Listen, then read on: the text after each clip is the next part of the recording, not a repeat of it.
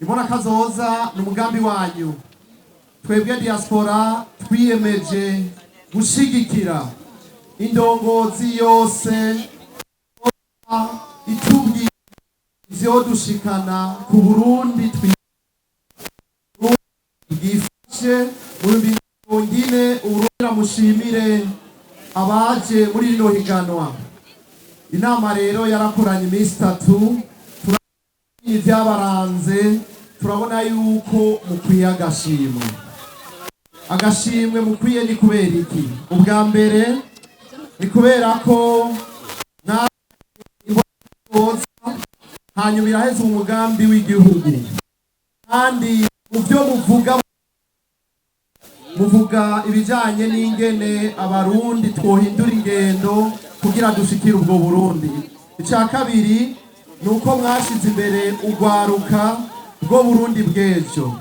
Icya gatatu nuko muri umwe mu baperezida bakira kandi bumviriza uwo ushikirije ikinyuranye n'ico mwiyumvira, ntimuheza ngo mujyangagure muramwengenga kugira ngo bigende neza.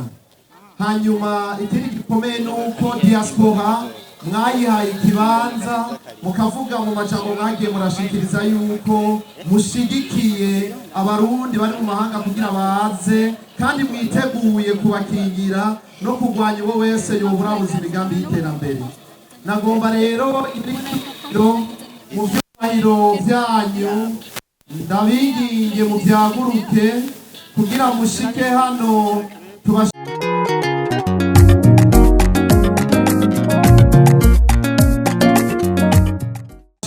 tubashikirije nyene icyubahiro mukuru w'igihugu wanditse ko ano majambo akurikira.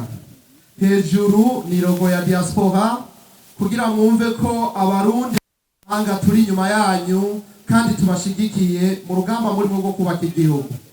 Certificat d'honneur décerné à son excellent président de la République du Burundi en témoignage de notre profonde reconnaissance pour sa vision éclairée et son engagement et son leadership rassembleur ayant initié la démarche de Imbona Kazoza, promouvant une paix durable et une sécurité nationale renforcée, et a donné une place d'honneur à la diaspora burundaise. L'État a contribué activement au développement du pays et a mis la jeunesse au cœur des priorités nationales, et pour son sens élevé de l'écoute, favorisant un climat d'ouverture et de dialogue. Que cet hommage exprime notre admiration sincère et notre engagement à soutenir sa notre mission pour un Burundi prospère, uni et tourné vers l'avenir. Merci beaucoup. Mutwemerere mutwakirire ako gashimwe, mutwemereye duce dugifoto ngaha.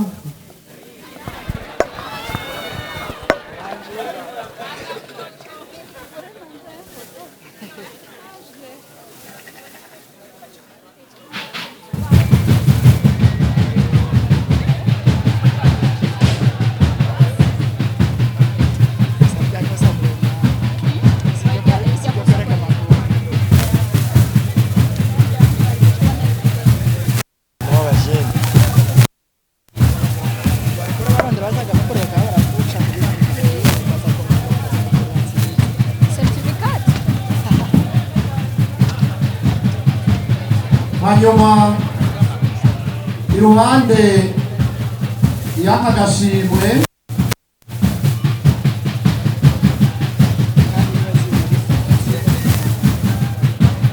twabonye neza ko mwashize imbere uburimyi n'ubworozi mu bijyanye no guteza imbere igihugu, kandi biri nimwe mu zimbona kazoza mubikora neza cyane, muri umurimyi mworozi w'icitegererezo. twashimye yuko mu ngabire tubaha inka bijyana n'intama. Nagomba rero navuze amajambo menshi, akamaro k'inka mu Burundi turakazi, n'intama turazi ikivuga. Tubipfurije kuguma mutera intambwe.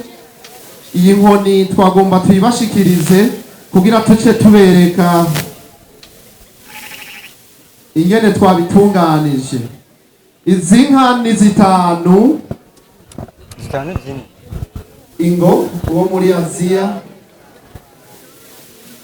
Inka imwe irepresenta abarundi bose baba muri kontina ya Aziya. Hanyuma inka ya kabiri irepresenta abarundi baba muri Australia. Iyindi nka irepresenta abarundi baba mu Bubiligi, muri Europe. Babinyuranije. Iyi South Africa. Iyi nayo niyo kuvuga twageje kugira ngo tubitunganye. Aha naho ni muri Afrika. Mutwemerere rero tubahe inkoni yo kuziyobora kugira ngo mubandanye mubicitegerezo mu gihugu, kandi mubikore mwumva neza ko diaspora tubashigikiye, turi kuma yanyu urugamba murimwo rwo kubaka igihugu. Nkasaba abo turi kumwe bongere bamukomera amashyi cyane.